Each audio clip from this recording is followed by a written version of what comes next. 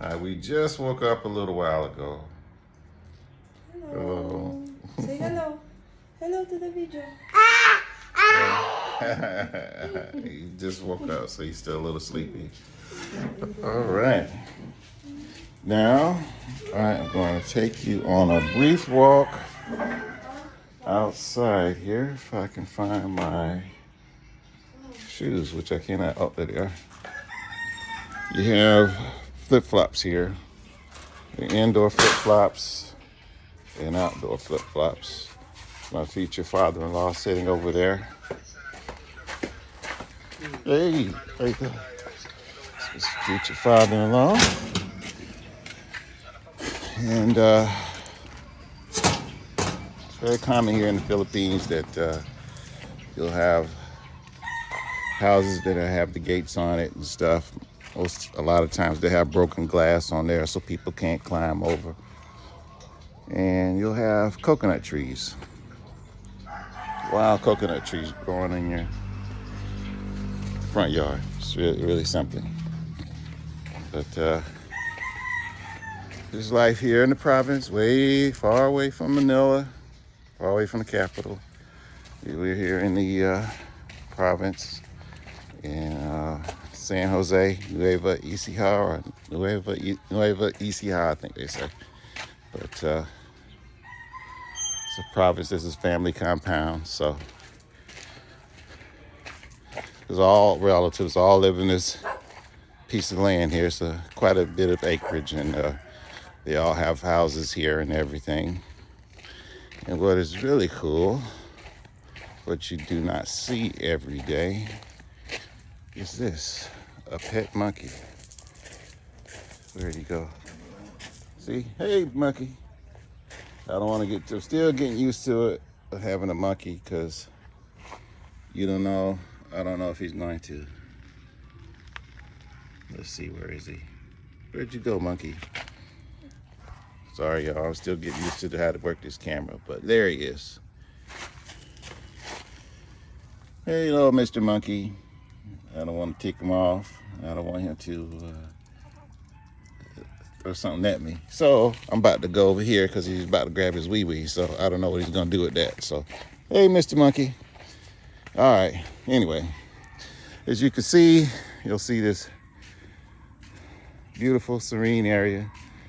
This is the family resort here. That's the pool. Little lazy dog over there. Let's see, where's that lazy dog? He's just laying by the pool there.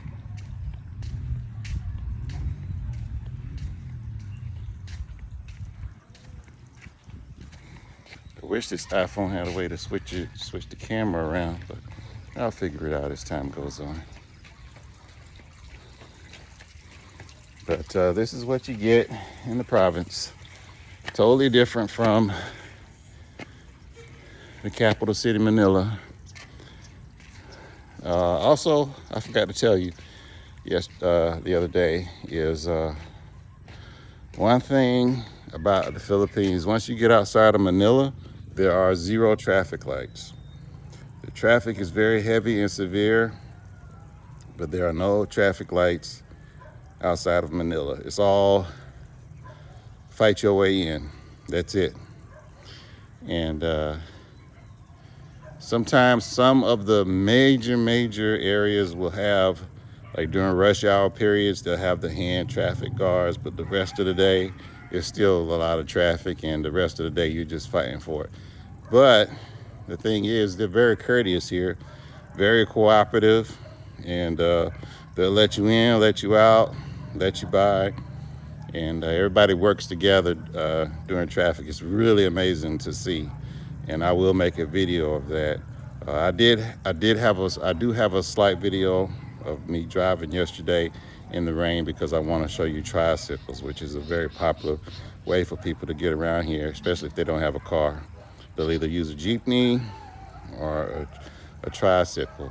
But yeah, once you get outside of Manila, there are no traffic lights on any of the other islands. Believe me, nowhere outside of Manila are there traffic lights. So, but everybody here is used to it. So once you're trying to get in or get out, You'll pretty much get into the groove of it. It's not hard because, like I said, everybody cooperates. And this is the caribou. Let's see, can you see the big caribou there? Yeah, see the caribou right there. I'm not camera shy. Then you see farther off, nicer houses over there. Those are people that have relatives or people that are working abroad in other countries, and they send their money home and have their houses built over time and get their dream home built. So when they retire, they come back and they got a nice dream home to live in. Or if they don't retire, they made enough money to pay off the house and they can live there.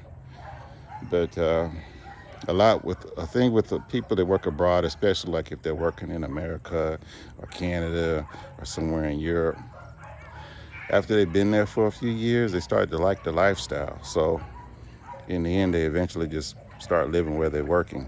They come back to the Philippines, of course. They come back to visit. But as far as coming back here to live, like I said, this is a third world country. So, you can imagine you living in a first world country. Everything's nice, and lifestyle is great. You come back home, it's kind of a little off for you. It's nice to be home, nice to visit family, nice to be with your people back in your culture.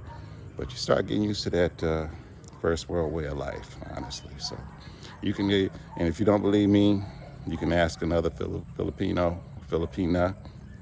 and they'll tell you the same thing. Where they're living is, especially if they're like in America or Canada or something, they'll tell you straight up. They'll come here to visit. They come back on to visit, but that's about as far as it goes. They'll go right back to America or Canada and live there. Matter of fact, my fiance, who I just showed you, she has a lot of relatives in the States, and they constantly come here, and they got a lot of this stuff that's built. A lot of these nice houses and stuff that's built is their houses, but they're in the States. They come here to visit. They'll stay for a month or so, and then they're going back. So keep that in mind if you plan on ever coming here to the Philippines to live. And you got this nice dog here. Nice little lazy dog laying by the pool. It's empty right now, but that's what he does every day. And you got the goats over there. I think those are my father-in-law's goats. And that's it for provincial life here. It's very laid back, which I like. It's very relaxed. But believe me, right over that way is a major road, and it goes into the city of San Jose. And that's where it can get a little busy, a little hectic, like I said, especially without traffic lights. And around 5 p.m. is rush hour. And you can see what I'm talking about. But I'm just trying to show you the Philippines. I'm trying to get used to this camera, so forgive me. I know it's bouncing around and stuff like that. My eyes are going back and forth. I'm still getting used to this YouTube thing. I've been retired since April, so I've just been hustling and bustling, getting things in order. For that last check on December 31st, thank you again, President Trump, for that sweet offer. So I just wanted to make this what a sweet plan that you offered me, and I accepted.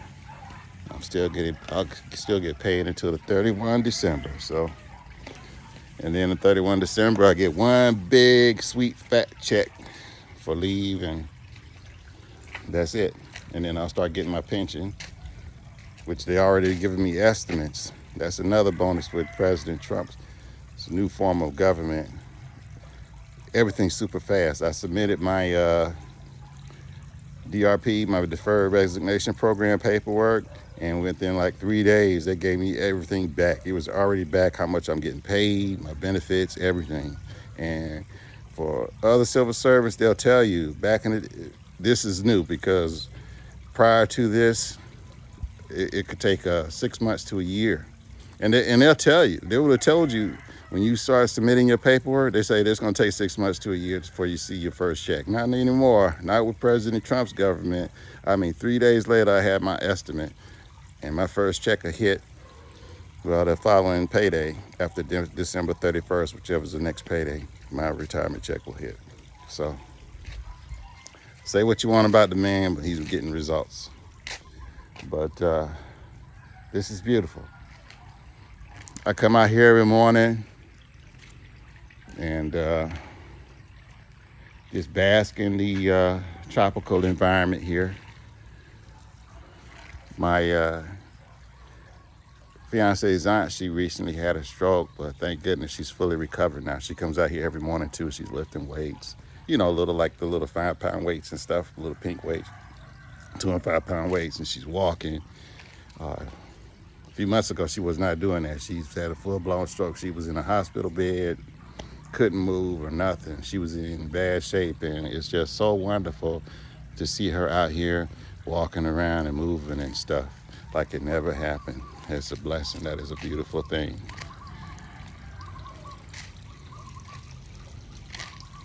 So, and that's why I'm telling you folks, for you folks that want to consider coming here living, always have that medical backup plan. There's another YouTuber, and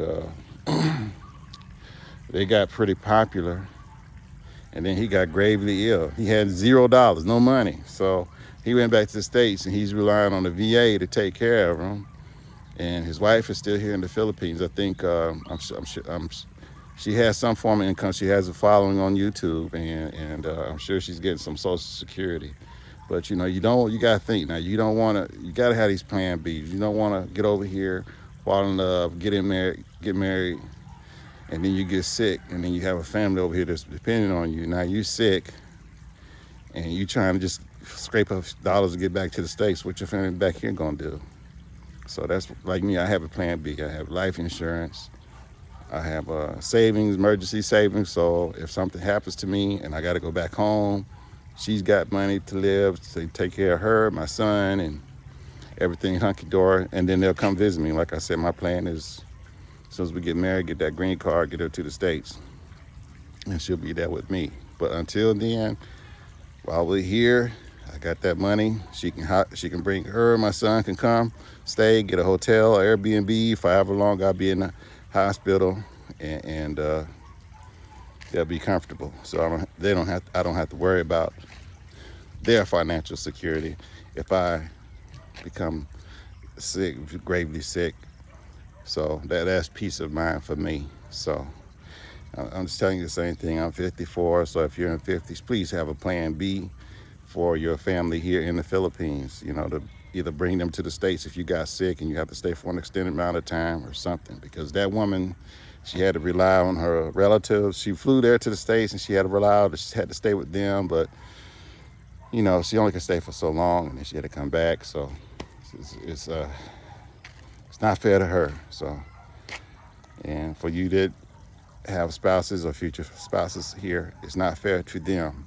Always keep in mind, this is a third world country. It's not like they can just go hop and get a job somewhere and make enough money to survive. It's not. The job situation here is like this. You have to have a college degree to work at a restaurant, fast food restaurant. That's the job situation here. They have such a large pool of employees to choose from to get a fast food job or whatever. You have to have a college degree. Okay, so that gives you the idea of what's going on around here. So back to the beauty of this place. Like I said, don't let that turn you off. This place is so beautiful and fascinating. If you can soak up some of this scenery as I walk around, please do. My videos will get better and better.